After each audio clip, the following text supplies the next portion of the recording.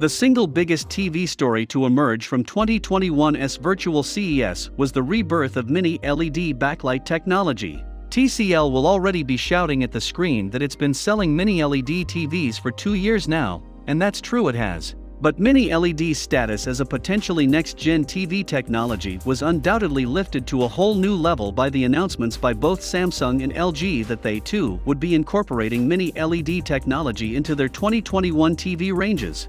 Samsung has become the first of the electronic giants to release one of its debut Mini LED sets into the wild. And surprisingly, given the push the brand has been giving 8K in recent years, that first Samsung Mini LED is its flagship 4K model for 2021, the 65-inch QN90A, as well as potentially allowing Samsung to deliver game-changing levels of backlight control. The shift to Mini LED technology for the QN90A has enabled a much slimmer design than you got with last year's equivalent model. There's no doubt that the QN90A's back-end trimness makes for a more elegant, refined presence in your living room, especially given that the frame around the screen is so slim you barely notice it. The big deal with Mini LED technology, of course, is that making the lighting units that illuminate the screen much smaller makes it possible to fit many more of them into the same screen area. Partner this with advanced local dimming capable of driving far more separate lighting zones, and you've got a potentially transformative backlight scenario.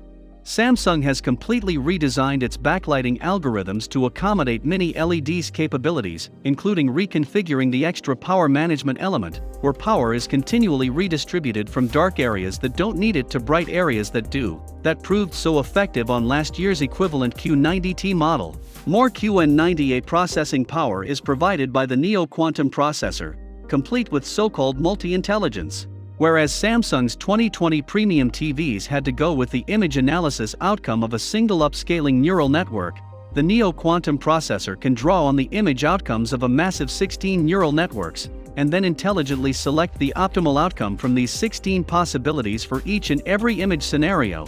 Samsung has always been keen on expressing the brighter side of the high dynamic range equation, so it's not surprising to find it jumping at the possibilities Mini LED introduces for unleashing light. While we're hoping to see more premium OLED TVs turning up this year boasting peak brightness levels of more than 1000 nits, the move to Mini LED certainly seems to have helped Samsung retain the brightness advantage over its deadly OLED rival that it's leveraged so hard for generations now. With so many potential game input standards to think about this year, Samsung's new game bar feature is much appreciated. This pops up when a game source is detected to tell you at a glance such key information as what frame rate and VRR system your game source may be putting out, as well as giving you quick access to some of the key gaming picture adjustments. So what's our verdict? While Samsung's move to Mini LED feels more on the QN90A like a backlight evolution than a flat-out revolution, it's a massively welcome evolution nonetheless.